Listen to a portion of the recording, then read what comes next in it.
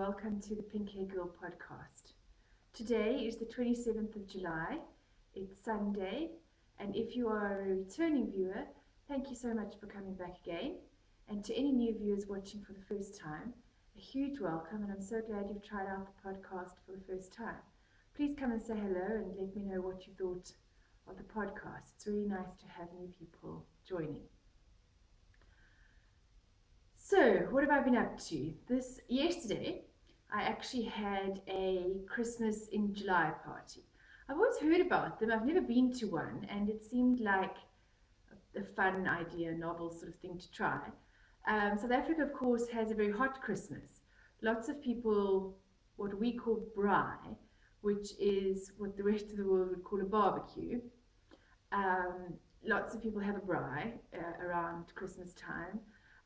Other people do the traditional roast turkeys and these sorts of things. My family traditionally eats the bigger meal on the night of the 24th, and then on the 25th we have a much more sort of relaxed day, and often we'll braai or have leftovers or things like that. And it mostly came about because my dad was a doctor and he was often on call on Christmas Day, and so we would have the main sort of meal on the 24th when we could be together as a family. And also it's a lot cooler. If it's been really hot all day and you've been in and out of the swimming pool, and especially when I grew up in Pretoria, the weather around Christmas time is, around about 30s. I mean, we seldom below 30 degrees Celsius, that is. And so it's really hot. And to be eating a big main cooked Christmas dinner in the middle of the day is just way too hot. So we typically eat a kind of a Christmas dinner, and some people would still do the Christmas lunch and various things. South Africans seem to have lots of very mixed traditions when it comes to Christmas. So anyway, it's winter, of course, at the moment in South Africa, and so I decided to have a Christmas in July party for a few friends. So it was a bit of a bring and share kind of meal, and a bit of soups, and we didn't really have any traditionally Christmas food. It was mostly just people bringing various things, so soups for starters and various different main courses, and puddings afterwards, and we had a bit of a present swap game that we played, and it was all great fun. So that's what I've been doing this weekend, and that was, of course, just really nice to socialize with friends and to have a bit of something unusual. We put the Christmas tree up, and of course Titus thought this was fantastic. A little bit confused and wondered if what he calls his Father Christmas, which is Father Christmas or Santa, I guess, was going to be coming. But he seemed to be quite happy enough to get a present to open last night, and he hasn't asked any more about it. So I currently have a Christmas tree up in my house, and I have an angel wreath on the door and tinsel all over the place. And we've done most of the cleaning up, but yeah, pretty much everything from behind the camera into the rest of my living room is rather a disaster. So I'm glad that you could only see this little sheltered corner of my world at the moment. And it's really nice to be back podcasting with you again. I know what I wanted to ask about. I never got around to it. What I really wanted to make, and I just ran out of time with tidying up and shopping and children and one thing and the other, taking the dogs for a walk to make sure that they were tired, and all the things that I had planned. I never got around to making eggnog. I really, really wanted to make eggnog because I've never had it. Even the years that I've lived overseas, I've never had eggnog. And it just seems to be something so related to being winter and cold and Christmas and this sort of thing. And I've always imagined it, seeing it in those little sort of glass things with the cinnamon on top and all this. I've always imagined it as a hot drink, a bit like glühwein, I suppose. And I made glühwein last night, but I've always imagined eggnog to be hot. And then I was reading the recipes, and I'd got everything. I just totally ran out of time for making it. I was reading all the recipes, and it says, do whatever you are, and there's some for cooking the egg, obviously, and there's some for not, depending on your preference. And then, so it seems to me you sort of separate the eggs, and you make a kind of an eggy custard, not quite so thick, with the the yellow and the sugar and milk and stuff, and then you beat up the egg whites to make them stiff, and you fold the whole lot together. And then it says to chill. All the recipe says then to chill. And I was so shocked. I was like, I don't know why. I've been totally convinced that eggnog is a warm, something that you have to warm you up. So I'm obviously hugely mistaken. So anybody that, tell me, what have you had eggnog? Um, is it something sort of traditionally that you have around Christmas time? How do you make it? And is it cold? Is it really cold? Have I just got completely the wrong idea in my mind when I've always thought about eggnog? I've just always thought about it being hot. So I'm obviously hugely misguided, but that was my experiences with the Christmas and eggnog. So I must actually make eggnog next time. But we had about I'm guessing sort of 35-ish people, adults and children and everything. So it was merry chaos, but it was great fun. It was had by all. Um, the other things that I have been up to is that I spoke in some previous episodes about Rachel having cut her hair and donating it to be made into a wig for cancer patients. And then also that she raised the money to go along with that. And so she had won a Lead SA Youth Hero Award for May. And then on Friday was the regional award. So they have a recognition ceremony for all the heroes, which are the adults, and then all the youth heroes. There's an adult hero and then a youth hero per month, every month of the year. The public sends in nominations, and my friend Sheldine had nominated Rachel, and then they choose the winners from that, and then those go into these regional awards, and then it kind of goes into a national award as well. So Rachel and I were invited to go along to the award ceremony, and they had some phenomenal speakers there, and some amazing people sharing about South Africa, sharing about what the Lead SA program is about, just about how ordinary people are making a difference in their communities and doing extraordinary things by not waiting until circumstances are perfect and not waiting until they have lots of money, or they're just starting the most fantastic initiatives. People are just getting out there and doing stuff. And so we went to this award ceremony, and I, of course, knitted through the whole. I'm very much like my daughter. I find it hard to sit still and do nothing, which is why I knit. So I find knitting, especially when you're listening to lots of presentations and stuff, I find knitting to be a very good way to carry on listening, but to kind of keep myself not fidgety and things like that. So I took some socks to knit. So I think there's quite a lot of photographs of the whole event and how it of the auditorium, and there's a photograph of me knitting there, so I thought that was quite nice, my knitting public bid for Lead SA. And the different regional winners, I mean, the stories and things that people have done, it's quite phenomenal. And a couple struck me. The one was actually the MC, who is now a radio host. He hosts one of the talk radios. Very well spoken, very funny and engaging, excellent MC. And he was telling a story about when he was still an auditor and how he was auditing at a choral school, I think it was, if I remember the story correctly. A school specifically for those kids with musical interests, and specifically those for singing and choral and choir voices, this sort of kind of singing. And he said during a break he heard some young guys singing outside, and he said they could have given the three tenors a run for their money. And there was one voice that really stood out as being phenomenal. And he happened to overhear them saying to this young boy, what was he going to be doing the following year, because he was in his school leaving year, what we call matric year, or grade 12. And he was an orphan. His parents had died, and he was living with an aunt, and there wasn't much money, and he was sort of umming and ahhing.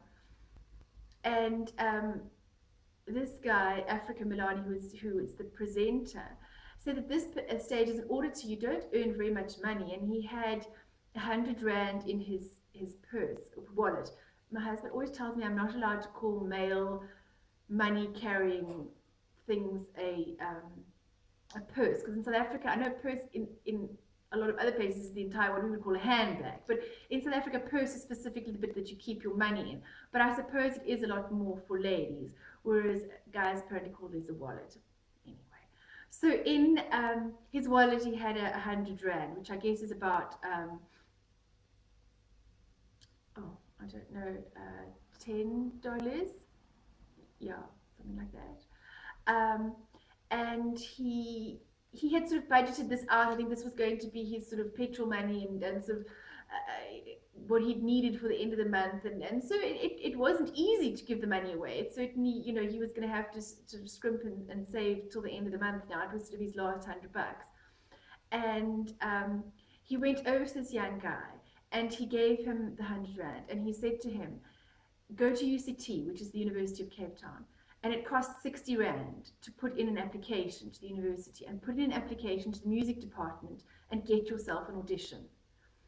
And then he left, and years later, by this stage he was then in broadcasting, and he was a talk show host, and a guy came up to him and says, you know, hello, and how are you? And he said, you don't remember me? And he said, well, obviously he knew him as quite a well-known singer in South Africa at this point, and had travelled all around the world with his singing. And he said, you gave me 100 rand to go to UCT to put in my application, and I did. And it was just the difference of, you know, 100 rand, $10 had changed someone's life. And I think that the challenge was just not waiting until the right moment comes along. That there are in life all these moments all the time, all around us, to do things to make other people's lives better. And there was a real challenge. The lady that won the Adults Regional Award is a lady that by day works as a cleaner in a museum, and she lives in an informal settlement in a shack. And she walks, it's not very well located for public transport, and so the distances in and out of this informal settlement are difficult to navigate, and people have to walk long distance up and down a hill because it's sort of situated on a mountain. And so she works in the museum, and when she gets home in the evening, she opens her house, and she has dedicated, now you must imagine she has a small shack in an informal settlement. We're not talking about a huge house. She opens her house and has dedicated part of it to being a library for the children in her community.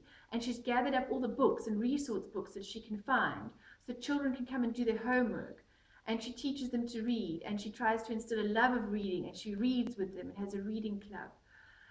And she uses her own mobile phone, because they don't have computers with internet, to try to Google various things that the children may need for their assignments.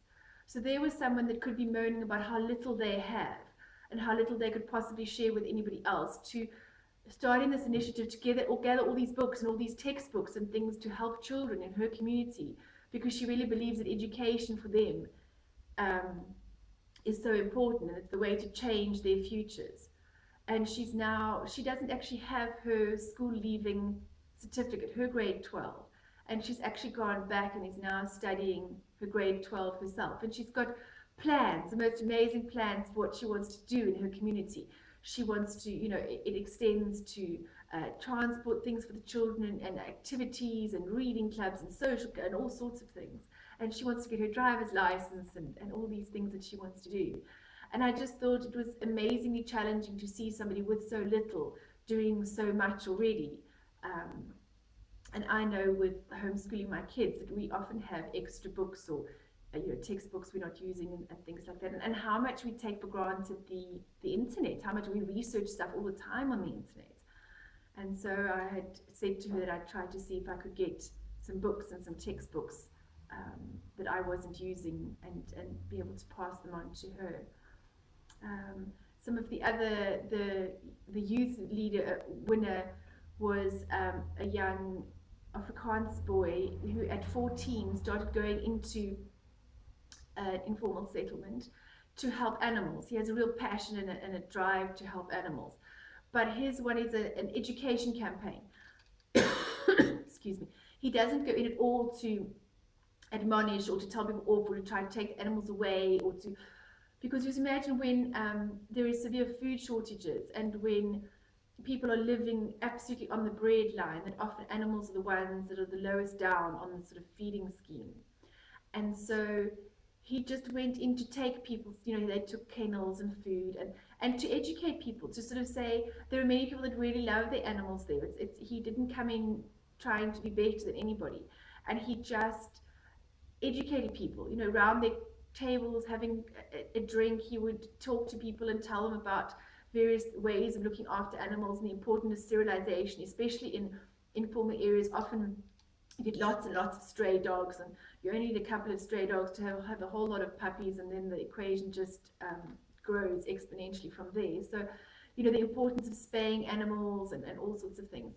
And it was an area quite full of gangsterism and drugs and all the rest. And he has really won the respect of the entire community that supports what he does. But he went into a fairly dangerous area as a young 14-year-old, passionate and a care for animals, and just got on with doing his thing in that area. So it was quite, and there were all sorts of stories. If you go to the Lead SA website, which I will link in the show notes, there's some phenomenal stories of what people are doing, from helping homeless to collecting stationery for children at schools, to teachers giving of their time, coming in earlier or at school holidays, teaching other teachers in other areas, for um, lots of initiatives with animals, a kid that climbed Kilimanjaro to raise money for the animal welfare, um, a, a, a campaign for speaking out against children. There's so many things. People have obviously found what they were passionate about, and they've used this then as a starting point to sort of go off to do something else. And I was quite thrilled that Rachel sort of said to me, well, what next? What can I do next? I want to help again. I want to do something else. And so we've been kind of toying with some ideas. I don't know. She was sort of mentioning something about crocheting and knitting and stuff. And I don't know. I don't know how to make an idea or to do something that is maybe imparting the skills, the knowledge of knitting and crocheting, and how that could possibly be financially viable, or something that could give skills to somebody. Or maybe the fact that knitting is just something that gives somebody something they can make, something beautiful they can make for themselves, even if it's not a financial thing.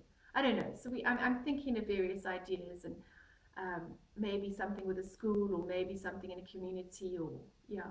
So I don't know. I'm playing around with those ideas. So that's what we've been sort of doing recently, and I found the whole event of going to the Leaders A. There was Desmond Tutu's daughter, Mpho Tutu, there, and there was Albie Sachs, who was an activist during sort of freedom fighting stage, that had his car was bombed, and he'd lost his arm and the sight in one eye.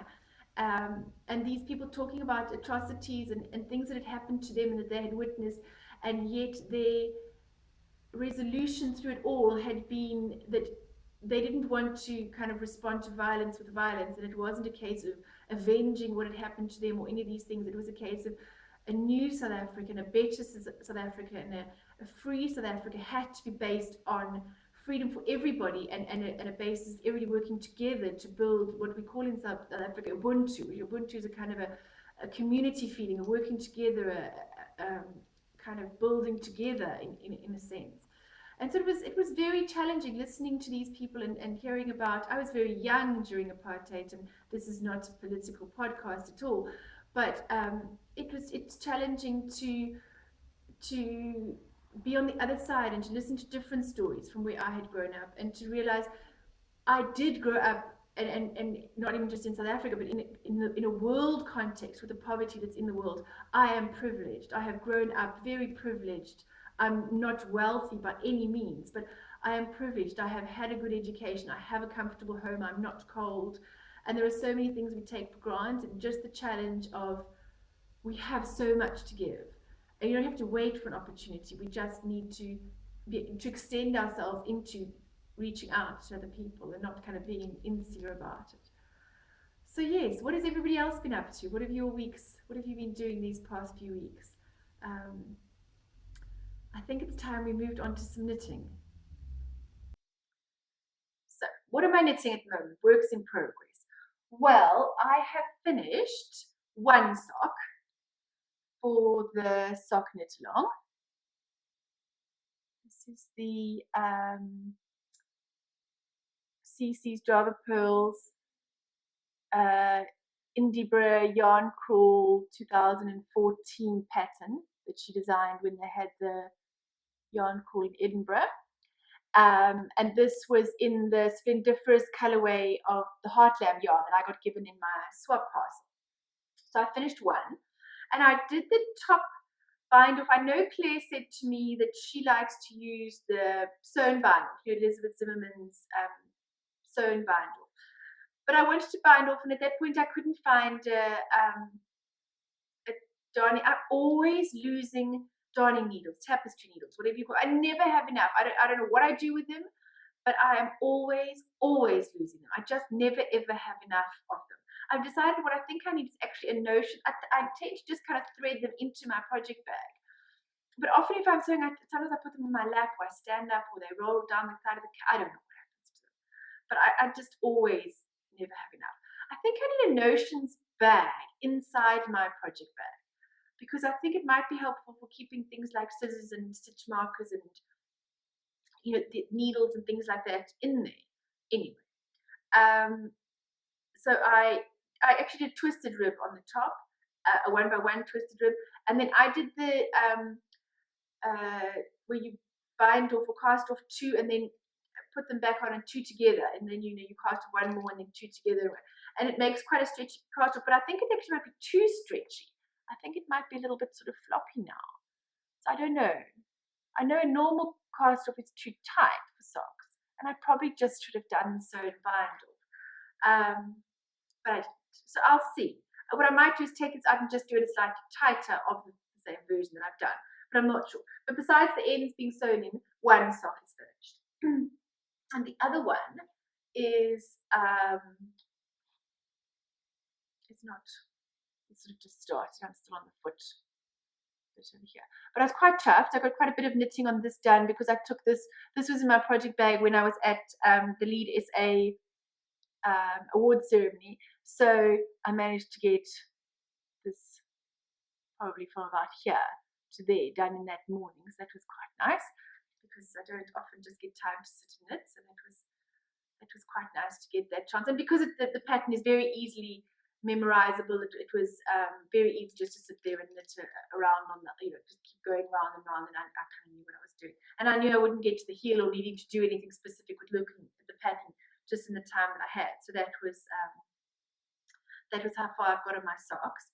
And these are for I'm doing a sock knit along on my Pink Hair Girl Ravelry group.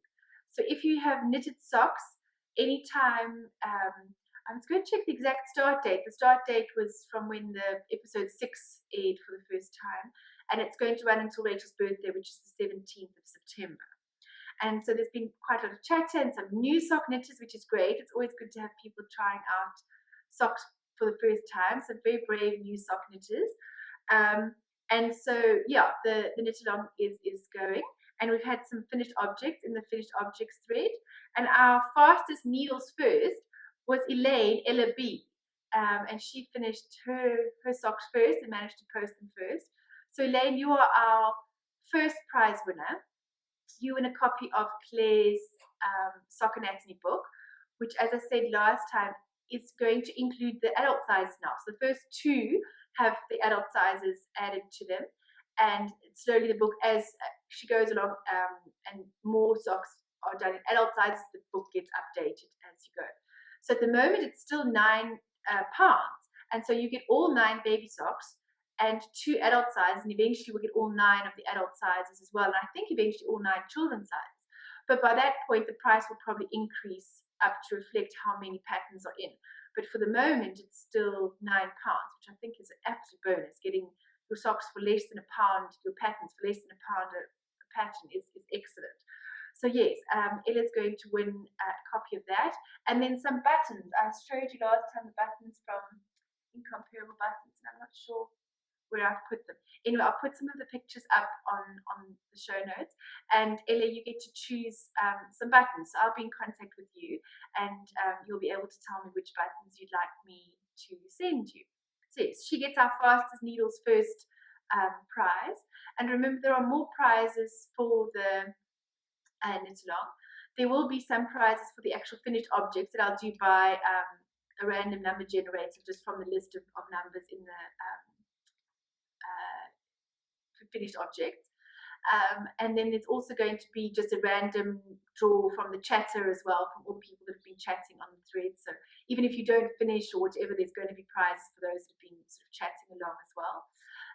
And we've got some sock yarn that Jessie maybe donated in a mandarin and lime colorway, and that was from Frolicking Feet.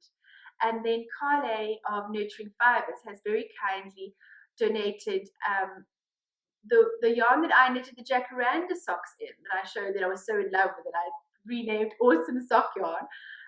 She's managed to get that back in stock. She had a bit of a problem with the suppliers, and I know she's going to rebrand the name. I'm not sure what it's going to be now. And to sort of reflect it isn't just for men. You know, I think that it is really a lovely sock yarn for anybody to knit with, and a really nice, strong, versatile sock yarn. And so she has offered a ball of sock yarn at the end for one of the winners in a custom dye. So you actually get to have a say in the custom dye for your socks. I mean, that's really great. I think that's fantastic. So that's a really lovely prize. And then some more of the buttons from Incomparable Buttons will also be part of the prizes as we go along. So if you haven't joined the Sock Knit Along, you've definitely got time to still join in. As I said, it goes all the way until the 17th of September. So I'm sure a few of you can even get a couple of pairs of socks in. And remember, it doesn't have to be adult socks, baby socks, children's socks, adult, whatever size you like, they all count. So even if you just do a teeny weeny pair, that also counts. So get your projects in and come and show us what you're knitting. So that's quite exciting. And those are my socks. Obviously, I'm not eligible for any of the prizes, but it's great to knit along with everybody else and enjoy it anyway. And the other thing that I've joined, I remember saying last podcast, but I didn't know if the Lush Knit Along that was happening on the British Yarn podcast was open to people that weren't knitting in British Yarn. And it is. It's apparently open to anybody. And it's being hosted across a couple of podcasts. I know Joe from Shiny Bees and British Knits and a couple of other podcasts. It's kind of moving around. It's going on a safari. So you chat in the one thread for part of the time and then move on to the next Ravelry group and chat there, and it kind of goes on like that. So we're doing the Lush cardigan, which is a Tin Can Knits pattern. And they've got this knit along going on at the moment. And I'm just doing it's a bit hard to show you the little top motif. Rachel said to me, this is a very thin jersey you're doing, it's not going to fit you.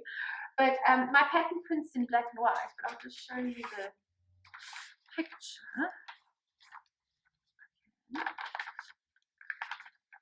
I don't know if you can see there, it's a bit dark, but the lace goes along the top. There's a picture of the lace. The lace sort of goes over the shoulder and kind of forms part of the yoke. You know, so it kind of comes around the back like this. And then you pick up to do the top part of the neck, and then you pick up to come down for the bottom part. And so I am just busy with the lace bit at the moment. It started last week Sunday. I only got my yarn on Wednesday, so Tuesday night. I swatched on Tuesday, I cast on Wednesday. And I got, this was, like I said last time, I won the Heidi Bears one a day yarn draw for those that have done the one a day modular challenge for the year. And the yarn that I chose from Carly, I know I should probably have chosen more yarn to do a modular, you know, little things, but I really wanted to join in with this knit along. So I got the Nurturing Fibers Super Twist Double Knit DK Merino in Tangerine. So you guys all know I'm having like a little bit of a thing about orange at the moment. Like I'm just really loving orange. My yarn. How can you not knit with yarn like this and feel happy? It's like knitting with sunshine. It's just such a happy color. And so I'm really enjoying it at the moment. So that's my little bit of the yoke that I've cast on there, and this is my bag full of lovely tangerine yarn, which I'm so excited about. So that's as far as I've got. It's quite clever, the pattern, in that you do a provisional cast on somewhere here. I think it's here, and then you do the leaves or the flowers or whatever it is this way, and then you come back and pick this up, and then you go this way. So at the back here, the flowers kind of come around in both directions. So that's quite nice, and I'm really enjoying it. Yeah, and hopefully I'll be able to finish an entire adult version in the time. It's only 8 weeks, and seeing as the first week has flown by and I don't even have a completed yoke yet, I better get a bit of a move on. But yes, it's an enjoyable knit. It's been fun to chat to everybody and see the discussions that are going on and the yarn that everybody's using. Some people are doing very baby sizes, so it's very cute to see how quick theirs is going along, and the little cardigans are emerging. So that's quite fun. So now I'm quite enjoying doing that. So those are my 2 bits of knitting at the moment. I actually have the crochet granny square blanket still on the go. For those of you that have been watching the podcast from the beginning will know that I inherited some work in progress from a friend of mine that died, and I was trying to finish them because I knew they were intended for a friend of hers who'd had a baby. The baby's going to be an adult by the time I get any of this finished, but I'm doing my best. We finished the cardigan, and that's been waiting for a while. And then we've been doing this granny square blanket. My goodness me, it takes a long time. Not just the granny squares. I mean, you can do a few of those, but then sewing them all together and doing some sort of an edge, and it isn't even very big. And I finally had to say to Rachel, look, we've just got to sort of finish this thing. And I think we've done about 80 squares or something like that. Maybe a bit, I don't know. And I just had to sew it together and kind of draw a line under it and say, well, that's about as much as we can do. It was all started in acrylic, so we kind of just carried on with that. I don't know how much you would see. It's a bit wonky as well. Some of the squares have landed up slightly bigger than others, but I've been reading about blocking acrylic, and apparently you can steam block it and all sort of straightens out. So at the moment, I'm just busy doing this sort of an edge on the top here. And then I'm going to do another pink and another white. But I'm very slow. My crocheting skills are still very limited. So it takes me quite a long time to go around the edges. And so that's what I've been doing. I've been working on this, and then I've just got to sew in all the ends and kind of get going with that. And so I kind of sit in the evenings and be doing this, but I've also been doing my Lush cardigan, and so I've been rather slow with getting this done. But I really want to try and get it, because it's not very big. And so I suppose it fits on my knees, but it's the wrong way around, isn't it? I mean, it is, I suppose, as just a baby blanket, I suppose it must be fine. It's the best we could do in the time that I've got, and in my ability to crochet and to put it all together. It's not going to be huge. It's not going to be her heirloom blanket, but it is going to have Yvette's work in it. Yvette did part of I think there were about 25 that were hers, and between Rachel and I, we've done the others. And as I say, I'm sort of edging it now. But yeah, it seriously took a whole lot longer. I kind of saw these 25 squares, and we wouldn't have to do that many more. We'll just, make a blanket. It just seemed like such an easy thing just to do. And how much longer it's taken than I ever imagined.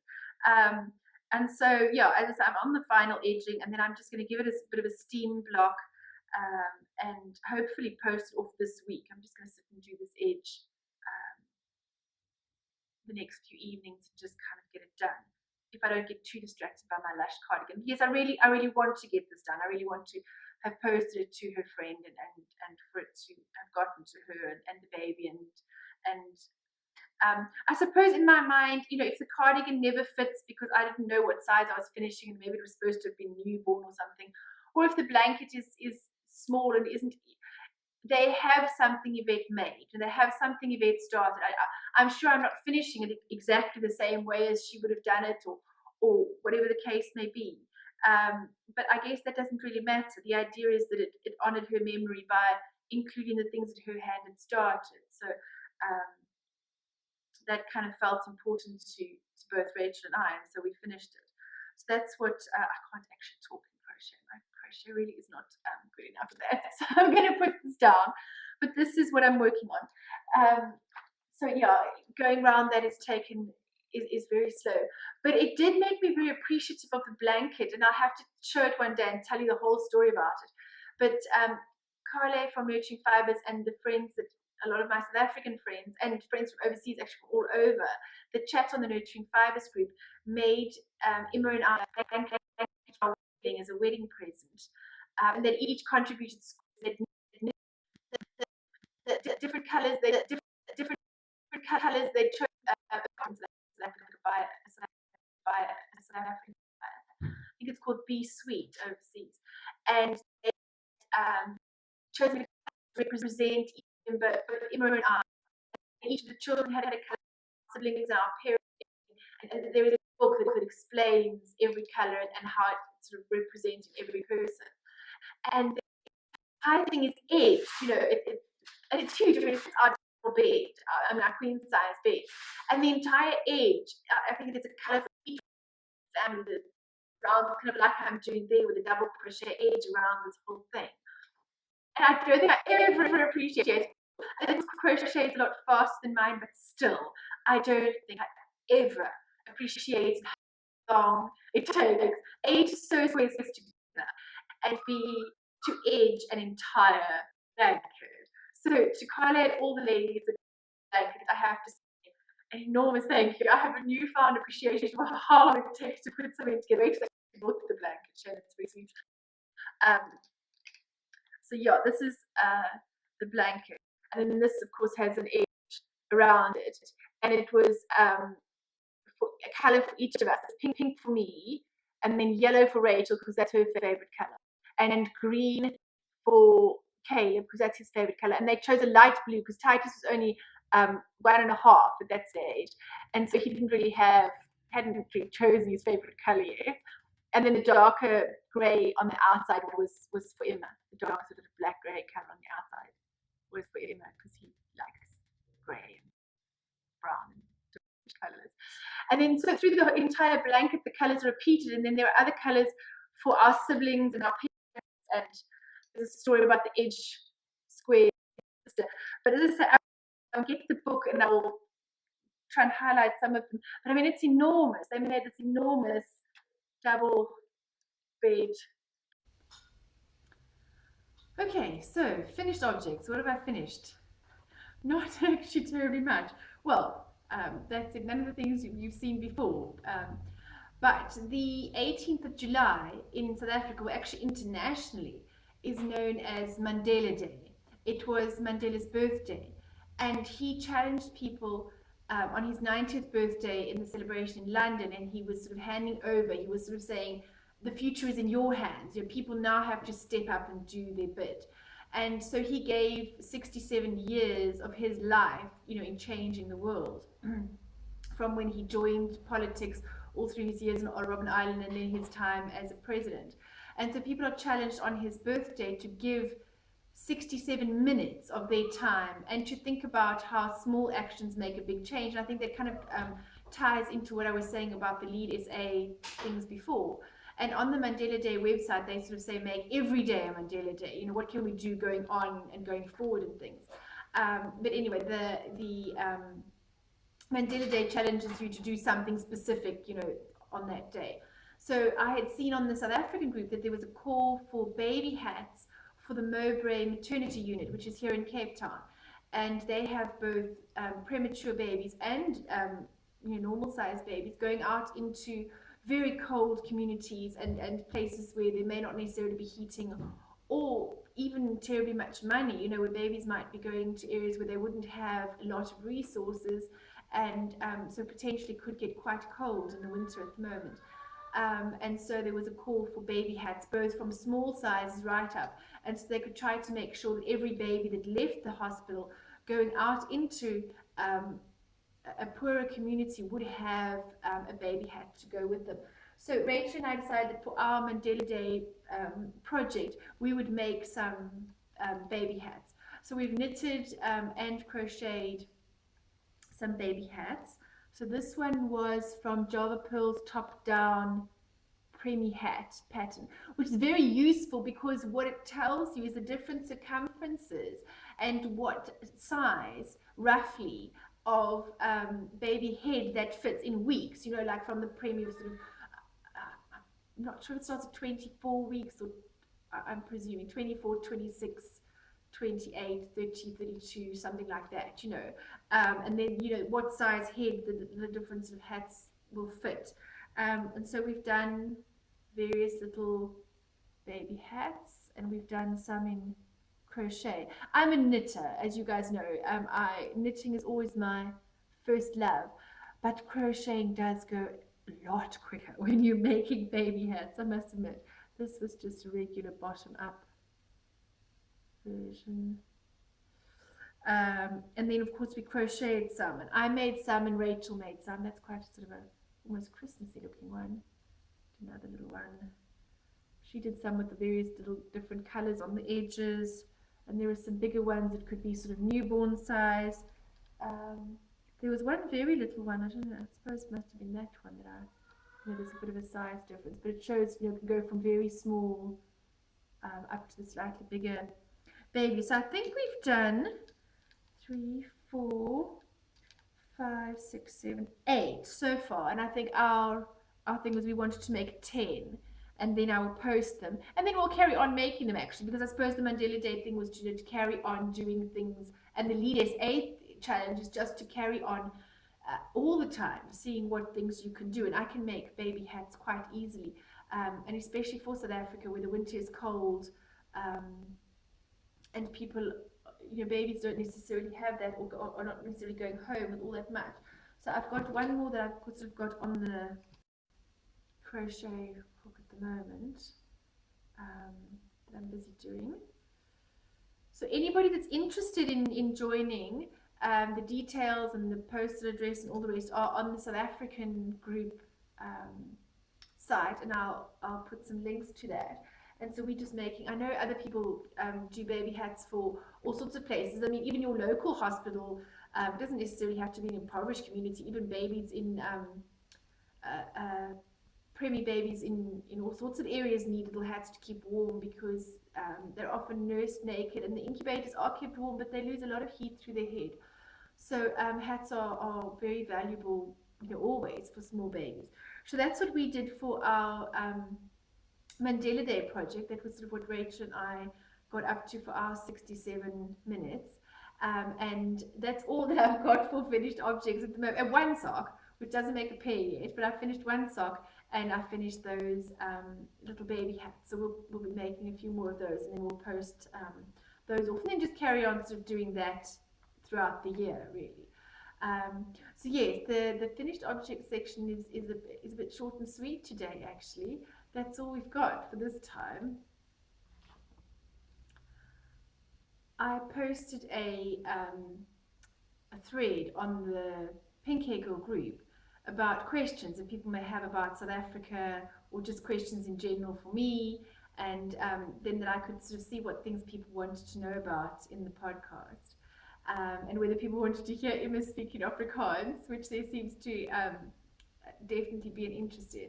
He's actually taken the boys out at the moment, so I'm probably going to have to record one evening with him rather than on a weekend when he takes the children out, so that I can then get him to speak some Afrikaans on the podcast. I recently discovered and started watching the Bryony Bears podcast. I don't know if any of you watch that. It's a husband and wife from England that do a podcast together, and he reminds me a lot of Emma, actually. And he knits, and his wife has taught him, and then also for his finished objects he often shows Lego, and he's into Star Wars, and he's into all the sort of same sort of geeky things that Emma really likes. And so I kind of hinted, and I said to him, would he like to learn to knit? He could then come and join me on the knitting podcast, but he's not taking that at all, I'm afraid. He doesn't seem to be interested in knitting at all. But I'm sure I can convince him to at least come on the podcast and come and speak some Afrikaans for you. So if there's anything particular that you want to ask the geek, or there's anything particular you want me to have him say in Afrikaans, let me know. Otherwise, I'll work on one evening trying to get him to come and join us for the podcast. So then there were some other questions. Um, let me see. Cara B has asked me, what is my favorite things to knit? Um, I think up until now, my favorite things have probably been more along the accessories lines. You know, I've done lots of hats and shawls and started some sort of fingerless mittens and stuff. But I'm really enjoying garment knitting at the moment as well. And socks. I mean, of course, I love knitting socks. So I think I really like to have quite a range of projects. I like to have one smallish sort of thing like socks or hats or mittens or something easy to take along with me and knit. I mean, I'm quite enjoying knitting garments actually. So I think because I often battle in keeping my attention with one thing for a very long time, I think I like to have lots of different things in it and certainly try out loads of different patterns. So yeah, I really like knitting accessories and I like knitting accessories for the family. But I'm kind of getting more into garments at the moment.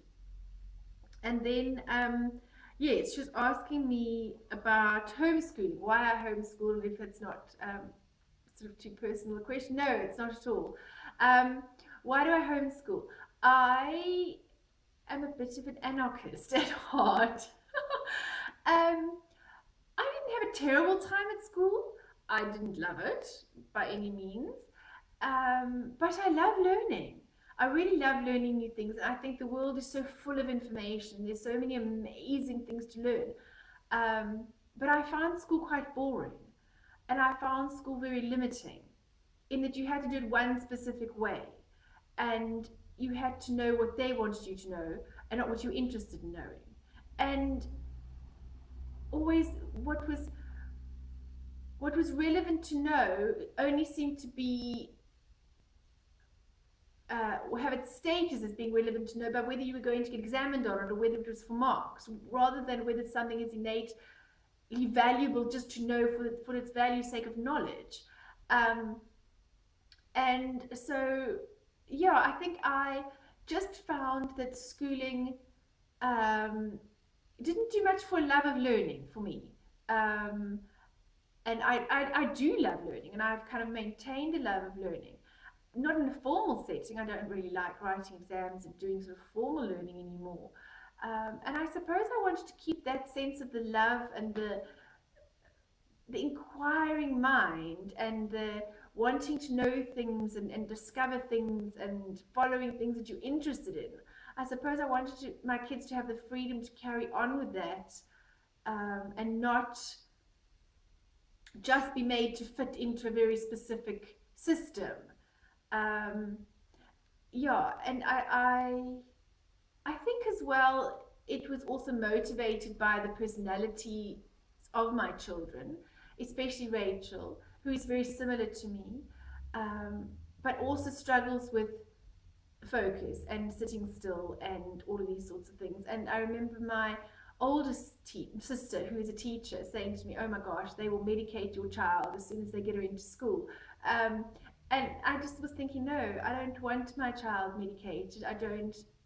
Um, and I know for many parents they do, and it works wonders for their kids, and it really helps. And I've got nothing against it. But I didn't want her to have to fit into a specific system to be okay. Um, and I know that for many children, medication calms them down, calms their brains down enough that they can just get their baseline work done. And for Rachel, that is swimming. That is why she swims. It is the whole body sensation um, and the repetitiveness, and there was just something calming about water. I don't know if it was, I don't know if it's all children like her, or I always tease her because she was a water birth, she was a water baby. So I sort of tease her that she sort of loved water since she was born. Um, but yeah, a lot for her, I think, because she would struggle to fit into. She would. We all do. I mean, I did. I fitted in. I managed. I don't know that it would necessarily be the best system for her. And in South Africa at the moment, the classroom sizes are big, and it is easy for a child that doesn't fit in as easily to struggle more through the system, I think. Um, and so, I mean, I am myself dyslexic and have various learning disabilities, and the ability to use, I really battle with spelling. You know, the recall, it's a recall process of trying to remember how to spell something. Um, and obviously I've got loads of little tricks in English. English is not a very easy language, but it has certainly helped me to kind of uh, as an adult now to be able to use word processors and all of these sorts of things, that it doesn't matter if you can sort of spell something, you can check it. But my mental ability to spell things is rather appalling. But it doesn't impact on my intelligence, which I was led to believe at school. You know, I had a grade 3 teacher that told my mother that, oh, shame, you know, I'll never amount to very much. I'll never be able to do very much with my life. And my mother, who is a fairly formidable person, just said, well, you know, thank you much for your opinion. I don't share that opinion with you, and I will continue working with my daughter and make sure that she gets every opportunity that, you know, she needs and wants. And I now have, you know, an honours degree in nursing. I have done postgraduate studies. I have a nursing education qualification, um, and yeah, so I wasn't limited by that. At one point, I thought I'd go on just to get my doctorate, just to kind of prove her wrong. And then I realized I'll do my doctorate one day if I want to. I'm not proving some old batty teacher wrong. That's not the reason to learn something, you know. So I suppose those kind of things. I don't want the children limited by the same things that had maybe limited me. And I just wanted them the freedom to learn and to have fun and to wake up later if we need to, and to go walking if we want to in the morning and study in the afternoon, or the freedom to kind of do it in a different way. And that's really what we do. How long we'll homeschool, I don't know. We'll homeschool for as long as it works. I don't follow a set curriculum. I've got different things I pull in from different places, and what works with one child doesn't always work exactly the same with another child. So I just do kind of what works, and we muddle along. And as long as I can see that they're progressing, I don't necessarily always measure them against what they have to do at their age. I make sure that they get to a point within good time. And sometimes they're ahead on one thing and slightly behind on another. And if you don't stress about it, they just naturally catch up, and they just naturally, if you move with them in the cycles that they work in, they just naturally seem to find their way. Yeah. So that's kind of why I homeschool. And as I say, Rachel's 9, turning 10, and Caleb's 7. And those are the two that I homeschool. Titus is too young. He's only 4. No one at 4 needs to do anything. 3, he's turning 4. No one needs to do anything formal in education at that age, in my opinion. He goes to a little play group where they just play. And when he's 6 or 7, we'll think about starting. I mean, he obviously knows his colours, he knows all sorts of things, and he asks, and he's inquisitive like the others, but I don't enforce any formal learning at this age with them. So yes, that's a little bit about my homeschooling and what I do. So I'll answer a couple of the questions every time. I know there were more questions from her, and there was a couple from Tessie Poo that I'll answer next time as well. So yes, if there's anything specific you want the geek to say in Afrikaans, please come and let me know. Otherwise, thank you so much for watching, and I hope that you join next time for the podcast. Please come and tell me what you thought, and leave some comments in the show, in the thread for today's podcast, and come and join our sock knit along. Thanks very much. Bye bye.